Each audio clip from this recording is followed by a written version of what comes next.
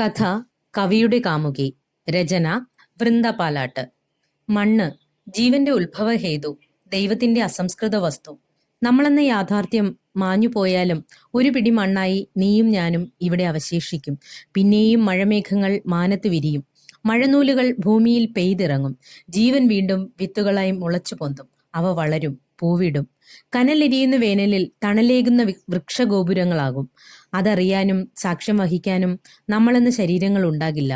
പക്ഷേ നാം അലിഞ്ഞു ചേർന്ന മണ്ണ് അതിവിടെ ഉണ്ടാകും, ഈ ഭൂമിയിൽ, ഈ ലണ്ടനിൽ. മേരി അവളുടെ പ്രതിശ്രുത വരൻ വില്യം പറയുന്ന വാക്കുകൾ കേട്ട് ഒന്നും മനസ്സിലാകാതെ അവനെ മിഴിച്ചു നോക്കി നിന്നു. നാളെ സെന്റ് ആബേൽ പള്ളിയിൽ വെച്ച് നടക്കാൻ പോകുന്ന അവരുടെ വിവാഹത്തിന്റെ ചില കാര്യങ്ങൾ ചർച്ച ചെയ്യാൻ വന്നതാണവൾ. ഒന്നും മനസ്സിലായില്ല. പക്ഷേ പ്രകൃതിയുടെ കവി വില്യം വേർഡ്സ്വർത്തിന് പദ്യം മാത്രമല്ല, നല്ല ഗദ്യവും വഴങ്ങും എന്ന് മാത്രം മനസ്സിലായി. മേരി പറഞ്ഞു. കവി വേർഡ്സ്വർത്ത് പുഞ്ചിരിച്ചു. ഇതാ, ഇവിടെ എനിക്ക് മണ്ണിന്റെ ഒരു വലിയ ശേഖരം തന്നെ ഉണ്ട്. നോക്കൂ, ഈ ജാറിലുള്ള ഇളം കറുത്ത മണ്ണ് മാഞ്ചസ്റ്ററിലെ വ്യവസായ ഭൂമിയിൽ നിന്ന് എടുത്തതാണ്. തൊഴിലാളിയുടെ കണ്ണുനീർ കലർന്ന മണ്ണ്. കവി ഒരു സ്ഫടികഭരണി ചൂണ്ടിക്കൊണ്ട് പറഞ്ഞു. അതിനടുത്തു തന്നെ സ്ഫടികഭരണികളിൽ പലവിധ മണ്ണുകളുടെ ശേഖരം അവൾ കണ്ടു. കവി വീണ്ടും വാചാലനായി. ഇതാ, ഇത് കണ്ണോ? ഈ മണ്ണ് ലങ്കാഷെയറിലെ നാട്ടുമ്പുറത്തേതാണ്. വെളുത്ത റോസാപ്പൂക്കളുടെ വൈഡൂര്യ കമ്മലണിഞ്ഞ മണ്ണ്.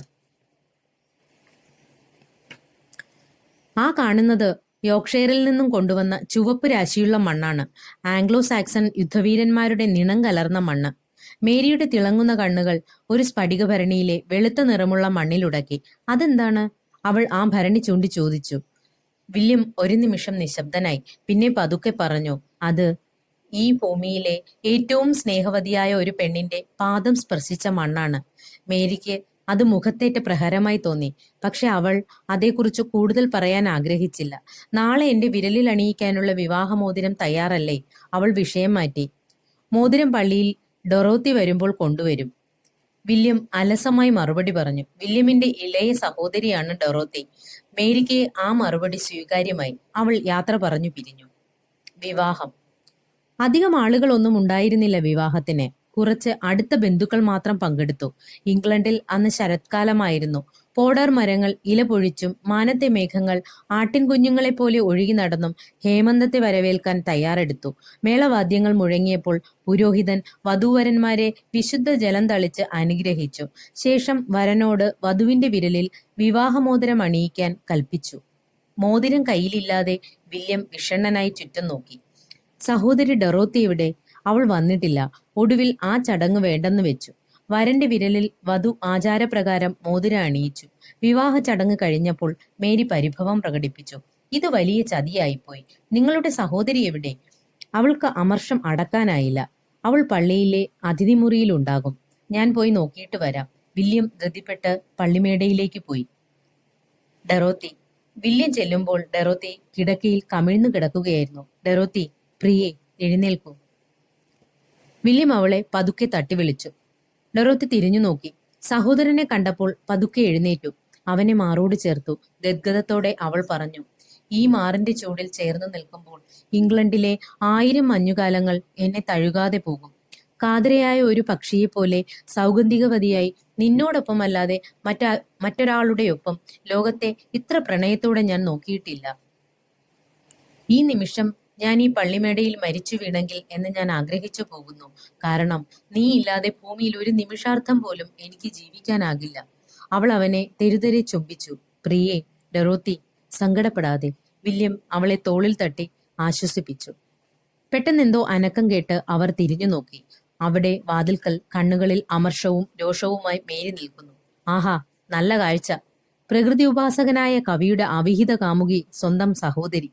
പത്രലേഖകർക്ക് എഴുതാൻ നല്ല ഹരമുള്ള വാർത്തയായിരിക്കും അത്, മേരി ചിലമ്പിച്ച സ്വരത്തിൽ പറഞ്ഞു. ഡൊറോത്തിയും വില്യമും പെട്ടെന്ന് അകന്നു മാറി.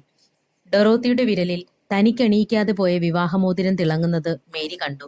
ആ മോതിരം ഇങ്ങു തരൂ, മേരി ആജ്ഞാപിച്ചു. അനുസരണയുള്ള മാൻപേട പോലെ ഡൊറോത്തി മോതിരമൂരി മേരിയുടെ കയ്യിലേക്ക് കൊടുത്തു. ഡൊറോത്തി മൃദുസ്വരത്തിൽ പറഞ്ഞു. മേരി വിഷമിക്കേണ്ട, ഞാൻ പൊയ്ക്കോളാം. ദൂരെ അയർലൻഡിലെ ഏതെങ്കിലും ഗ്രാമത്തിൽ ജീവിച്ചോളാം, മരിക്കും വരെ ആരെയും കാണാതെ. ആദ്യ രാത്രി. ഭംഗിയുള്ള സ്ഫടികഭരണിയിലെ മണ്ണിൽ മിഴിയുറപ്പിച്ച് മേരി നിർനിമേഷയായി നിന്നു. അപ്പോൾ ഇത് ഡൊറോത്തിയുടെ കാൽ പതിഞ്ഞ മണ്ണാണ് അല്ലേ? അവൾ സങ്കടം അടക്കി വെച്ച് ചോദിച്ചു. അതെ മേരി, ഇത് അവളുടേതാണ്. നിനക്കറിയാമല്ലോ, ചെറുപ്പത്തിലെ ഞങ്ങളുടെ അച്ഛനും അമ്മയും മരിച്ചു.